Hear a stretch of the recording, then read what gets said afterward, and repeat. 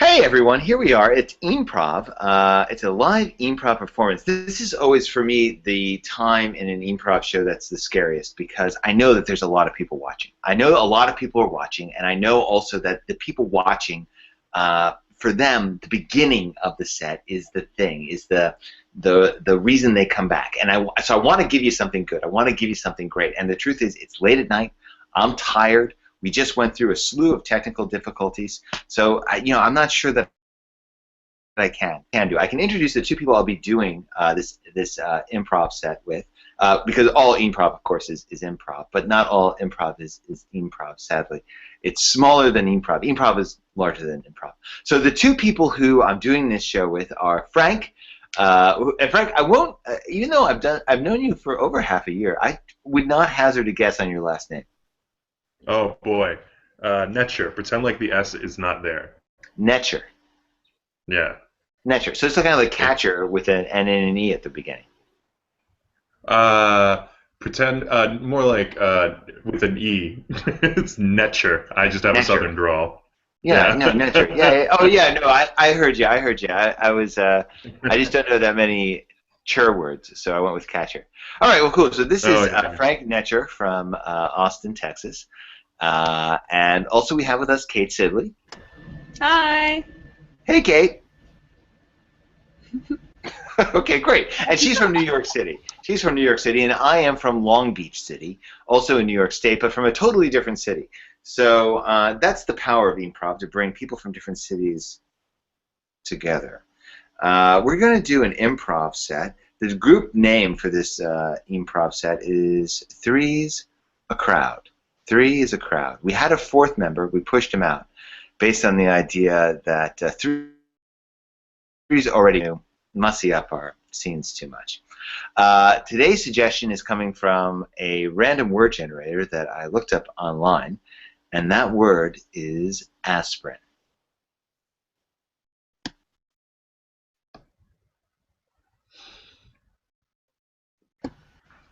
Oh my God. Uh, You don't look good, Frank. no, my head's splitting. I gotta be honest with you. I don't think I can work for the rest of the day. I'm going home. I wouldn't. You know what? I wouldn't even let you work if you wanted to. You look like on that. It's more than a headache. You don't have to be a tough guy with me. N- You look bad. Your Listen, skin's all blotchy. You've put my on skin's weight. blotchy. Your skin's blotchy. You've put on weight since this morning. What? Even since this morning, you look like you've put on a little bit Since of weight. since this morning? You I don't gotta look be good. honest. The head thing is kind of. I, I just want to get home early so I can watch the big game. But you're saying I'm losing it. I'm getting fat by the second. I mean, I don't wanna say you're getting fat. I'm sympathizing. I'm saying I believe you completely. You look good. I've never Look, seen you look this bad. Sit down. Sit down. Take my chair. Sit down. okay, okay, boss. I just you don't have to tough guy it for me. I'm the tough guy. You're just a gentle you're a gentle teacher to me. I, You're like a mentor. I thought you were being tough guy. You think that I'm being a tough guy? I don't know. I feel like you're sugarcoating it. I don't know. I heard a second ago that I'm looking worse and worse by all day, and now you're telling me I look great. I feel like if I'm giving off the vibe of someone who's medically in trouble, you should let me know. You you give off the vibe of someone who's medically in trouble. And that's your professional opinion? That you know what? I have been working putting up this drywall since the mid '80s, and I have to say, yeah, I've seen a lot of guys come in here Oh, and they fade fast. no. I know that you wouldn't be doing this just to get home and watch the game. That's how I know. Even though you said that, I feel like that's part of the front. You're trying to cover up for something that's really going on. All right. When I said the big game, every day at exactly 3 o'clock, I've been throwing up for exactly 15 minutes.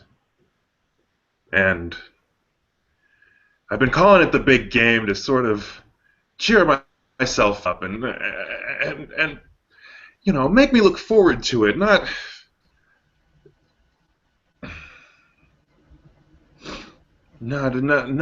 come to terms with the fact that clearly something's wrong. I knew it. You could set your watch by it. I knew it. There's not a big game every day. I knew it. No, there's not. I like to pretend there is, but there's not.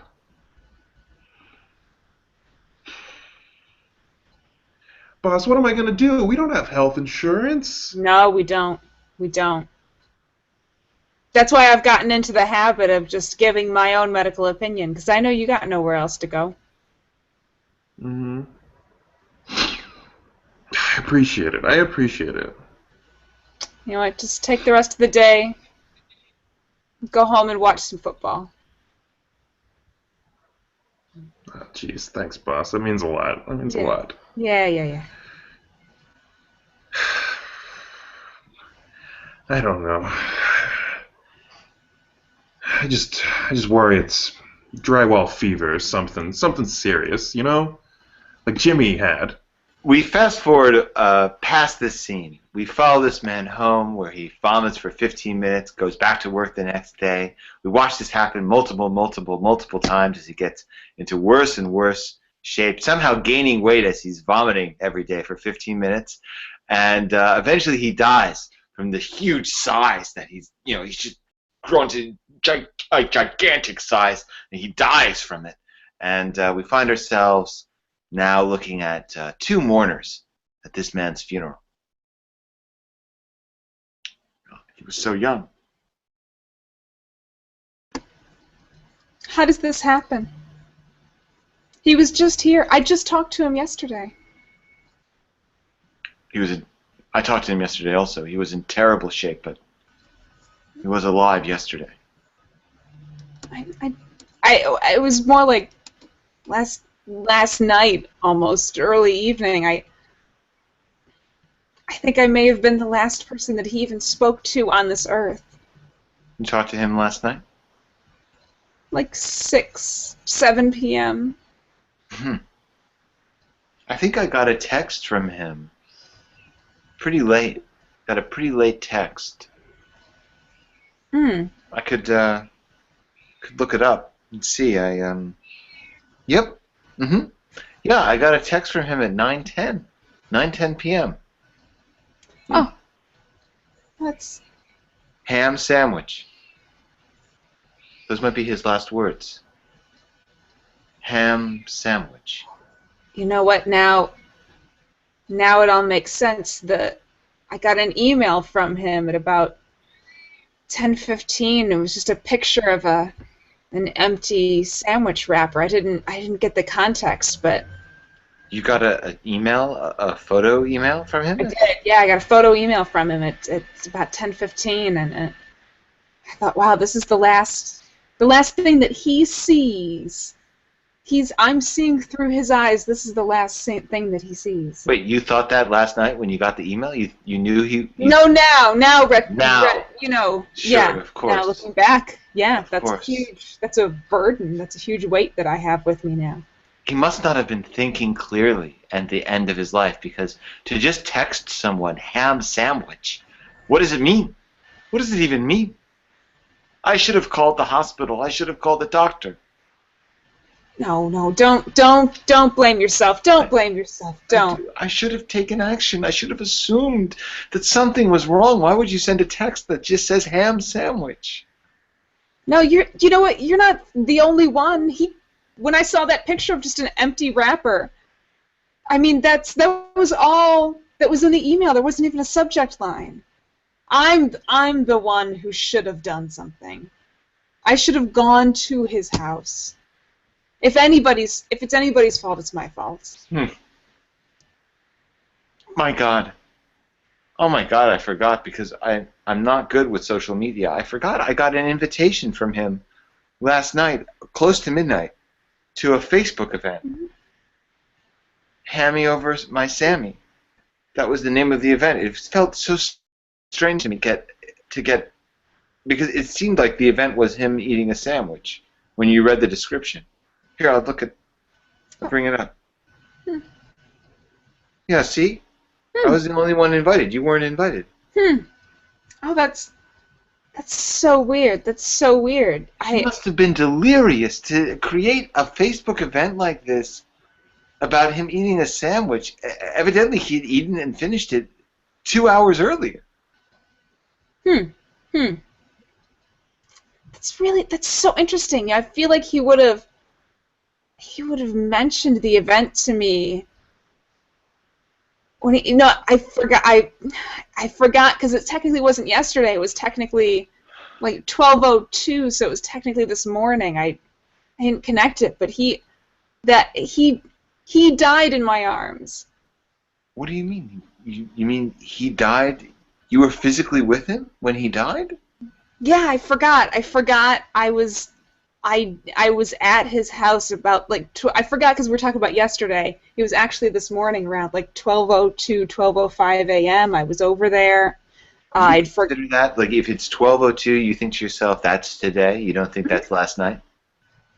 Well, I mean, mathematically, that's today. No, sure, mathematically it's accurate, but I mean, I typically will till 2, 3 in the morning. I'll still think. Oh no, I start my day at the start of the day. I wake up at 12:01. Well, I forgot my sweater, went over there, and yeah. And after midnight? You went over there after midnight? Yeah. He's very sick. He's been very, very ill. You went over to a sick man's home after midnight to get a sweater? Then he died in your arms and you forgot? Yeah. No. I guess he was my best friend. I dropped by the hospital after he died. Really? Yeah. And I was able to spend some time alone with his body. Oh, of course, the body has, it's an empty vessel at that point. Sure, of course. Yeah. I mean, I don't. Sure, that's why. Yeah, that's why this funeral is happening so quickly after he died. Who needs the body? Get rid of the body. The soul's already gone. Get rid of the body. Just shove it underground. That was his Shove it wish. under there. That was his wish. Yeah. That's what he believed. That's what he wrote. That was in his will. Yeah. His immediate will and his last will and his immediate last will. Cut to the reading of the will and testament of this deceased man. These two are present. I appreciate you coming to my law office. As we both know, or all three of us know, our dear friend Ted died earlier today, and I was just at the hospital alone with his body. I know. Oh, that's fantastic because he's got a lot of really just fast acting. I've never seen a will that has been this time specific before. He wants to be buried in the next 15 minutes. So I hope you remember exactly where to go because we gotta hustle. We gotta get this done now. Are there triggers in the will that would force us to? I mean, that seems an unreasonable demand. I can't imagine doing that. This is Amazing Race style, right? This is an Amazing Race style funeral. Exactly. You guys know Ted. He was obsessed with Amazing Race. He wouldn't stop talking about it, especially during his illness. He felt like it was his last connection to the real world. And you might not know this about Ted, but he's been amassing a small fortune, which has come to be about $1 million. I mean, I knew that, but I'm a close friend, so. Of course. I was just alone with his body in the hospital. Right. As you keep mentioning, and he says that as you're both his best friends, he would doesn't know who to leave the money to, so he set up a series of challenges, I suppose. A race, sort of like Amazing Race, and he'll leave the $1 million to whoever wins this race. First, of course, starts off with the funeral. In the next 15 minutes, you guys have to get his body in the ground, and then go over memories and, figure out who knew him last, and, usual funeral. Wow. And then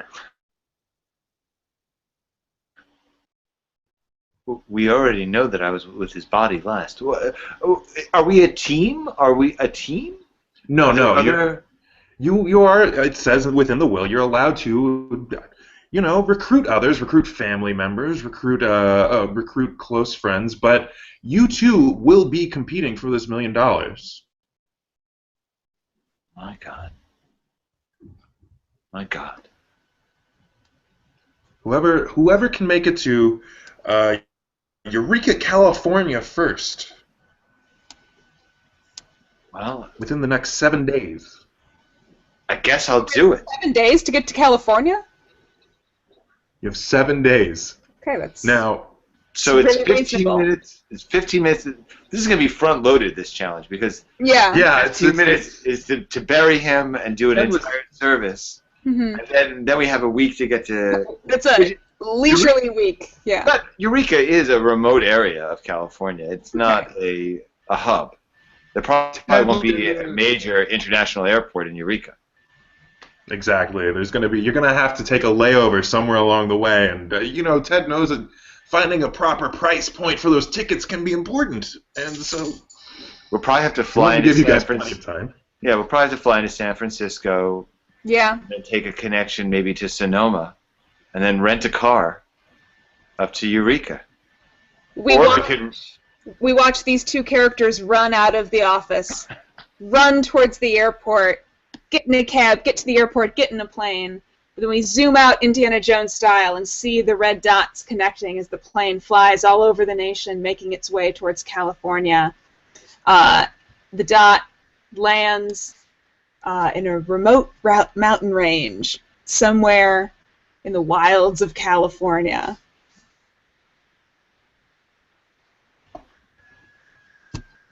Howdy, stranger.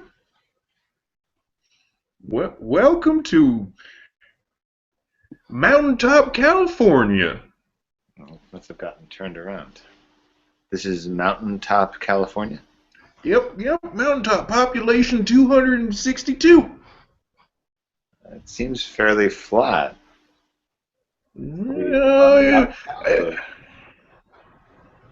It's it's a little bit of a misnomer. It's on top of a mesa. It's a gentle. Well, I'm looking. I guess I'd like to rent a car. Is there? I'm confused because I expected there to be some kind of airport when I got out of the plane. I seem to just be in a field. Is this nope, just a field. Well, I recently had my farm classified as an airport for tax purposes, and okay. I didn't expect anybody to actually land. Are you saying that this plane landed in your field without any prior communication with you at all? That you had no. That's exactly what I'm saying. What day is today? What is it? Tuesday? Oh, I suppose I'd say it's Wednesday. What? Wednesday? I lost an entire day? It's Wednesday? Mm-hmm. I suppose, depending on when you took off, yeah. Oh, this is terrible. So I'm in Mountaintop, California. I've got 5 days now to get to Eureka. I don't know how I'm going to do that. What's that? I mean, that shouldn't be too bad of a problem. I mean, surely a man of your means, airplane and such. Maybe this doesn't have to be just Lennon's. Can I trust you? Of course. You're more than welcome. Mountaintop is full of friendly folk and just trying to avoid paying taxes. Sure, I get that. Listen, I'm involved in a kind of Brewster's Million fiasco Oh, where I was pitted against a good friend of mine in order to receive $1 million from a dead friend of mine. oh, I have to get to Eureka, California in order to receive the money, and I was competing with my friend, so on the plane ride here, I killed her. what? I murdered my friend. You said I could trust you. You said. Well, ooh, I'm regretting saying that, but mountaintop men are men of their word. She was extremely irritating, and she was lying about communications she received from our dead friend, maligning his memory. You don't need to tell me all the details. Less I know is better. Look, this is the first body I've hidden, and damn it, I'll do it again. Come here. We'll dig a hole in that yonder pasture. Did you say this isn't the first body you've hidden? This is a Can I very trust you? remote area of California. This is an extremely remote area. How many people have you had opportunity to hide the bodies of? Mountaintop is sort of a getaway for a certain type of individual. Certain type of person looking to hide a body. That's why we're known as trustworthy folk. I'm in an awful mood that I've landed here. It's just an absolutely awful mood. But I have to say, this is extremely fortuitous for me. I Extremely. gotta say, it sounds almost unlikely, but it is the case. Do you know how, like, when you get angry about something and just, like, you're angry, it doesn't matter what happens next, you're going to be angry? I'm kind of like, Right. I'm mad at you, but you can help me with this, so... I'm sorry we got off on the wrong foot. I didn't mean to throw you out of your race, but it sounds like the problem solved. Sounds like the $1 million is yours, as long as you don't get too wrapped up in burying bodies and finding out the sordid history of small California towns. I doubt burying the body will get me wrapped up. I'm real good at burying bodies fast. 5, 6 minutes. We see the two men grudgingly handshake, and camera zooms up from their handshake over the whole mesa. We see a variety of different types of bad guys burying different variety sizes of bodies in different parts of the surrounding terrain.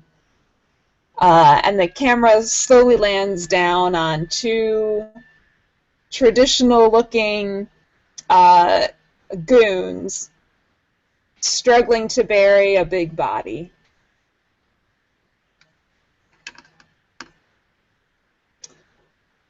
You know, I know we're not supposed to unwrap them and see who they are, but don't you ever wonder who these folks are that we're planting out here? Of course I do. I always want to know. I mean, who knows what great figures have passed? But Maybe we've met a celebrity. right, exactly.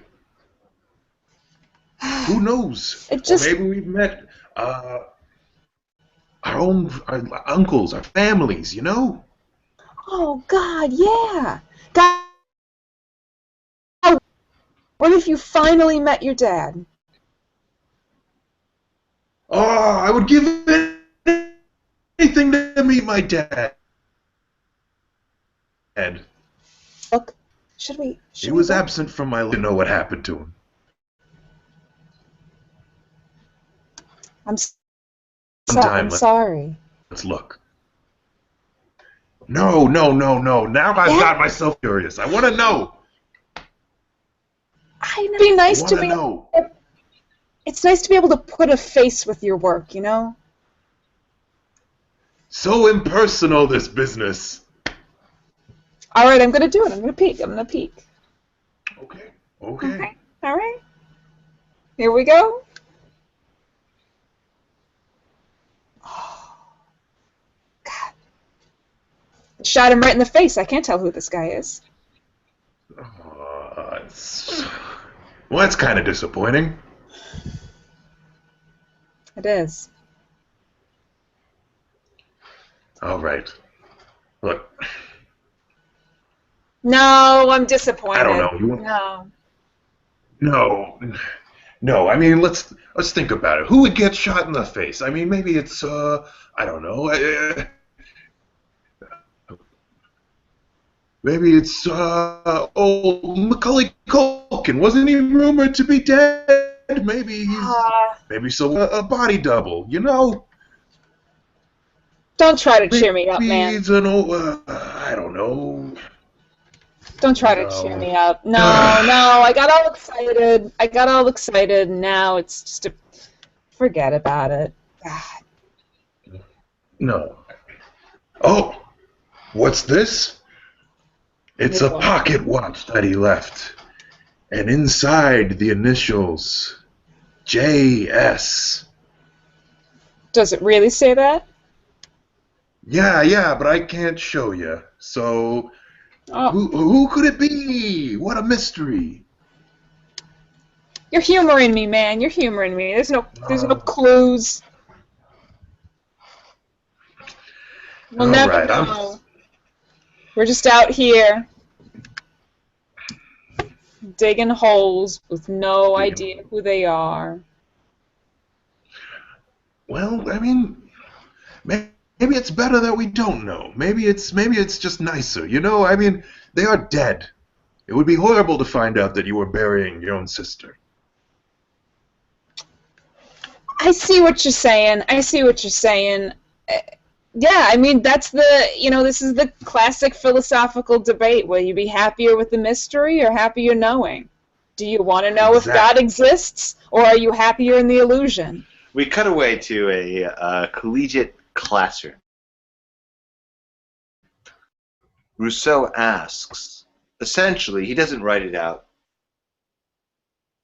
Precise the question is, we all die.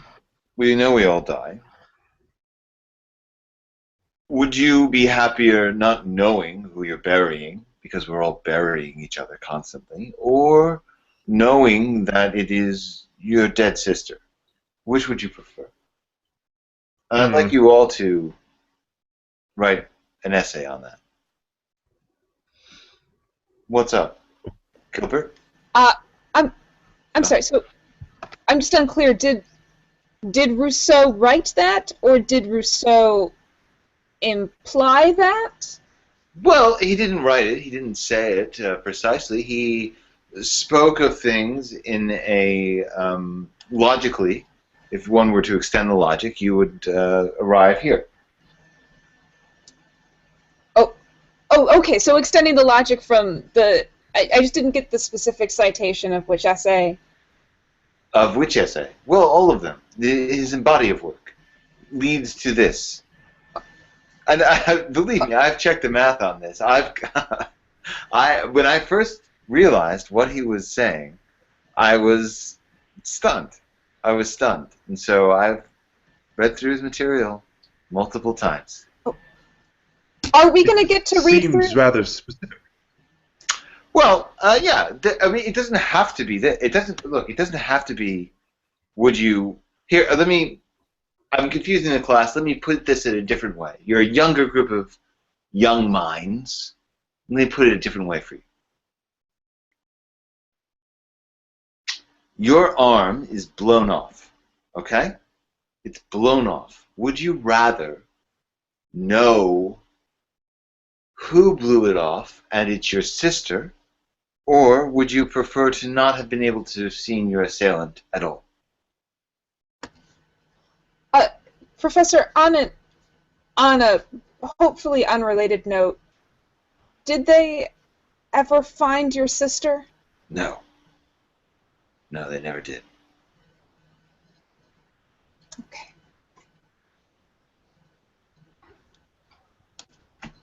So that's due next week? Next week, yes, please. At least 750 words. Okay. On either, I'm not a taskmaster on this, either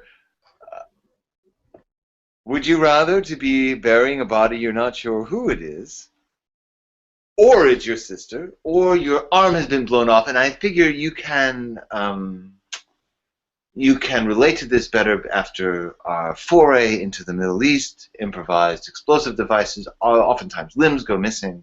Your limb has been blown off by you know not who, or your sister. Which would you prefer?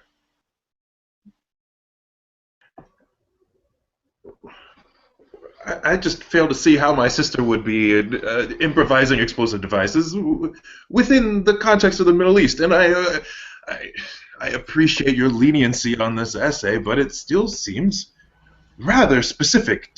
So you're confused, Gilbert. You're confused about the nature of the exercise.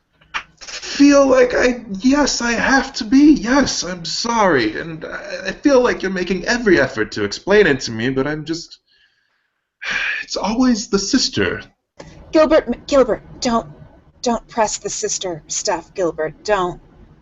Leave it be. It's just what Rousseau wrote. It's what he wrote. It's where it leads you to. You've taken a class in Rousseau. I can't help but teach you the text as it exists. I can't help but do that. I understand that. It's just, well, it's just, you only ever mention sisters. It's never mothers. It's never because fathers. this It's is never a dogs. class in Rousseau. This because of what the material is. Do you understand? Because of the material. Well, I feel like I've read through this book, and he never mentions anything specifically about a sister. No, not specifically. Not specifically. He creates a logic which, if you extend, you find it is about sisters. It's clear. It is incontrovertible. Well, let me give you another example. Let me give you one more example. All right? And I think that this will make it clear. Please. Please explain. Please. Thank you. Late at night, your phone rings. It's your home phone, so the ringer's on. You can't turn it off. It rings very loudly. You wake up, you answer the phone, and over the phone you hear a person screaming. Just screaming.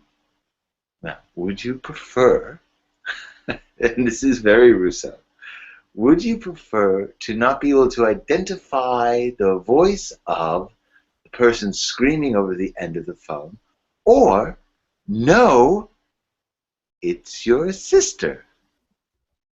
And that's our show. Thank you so much for watching, everyone. That's our show. Blackout on that. Just classic French philosophy line. I'm so happy to have done this tonight with Frank Nedger and also with Kate Sidley. You guys have been great. Thanks for doing this with us. And we want to shout out to Roy Koshy. Roy, we're sorry we pushed you out. It's just because of the name of the set. That's why. Thanks so much for everyone coming. Bye-bye.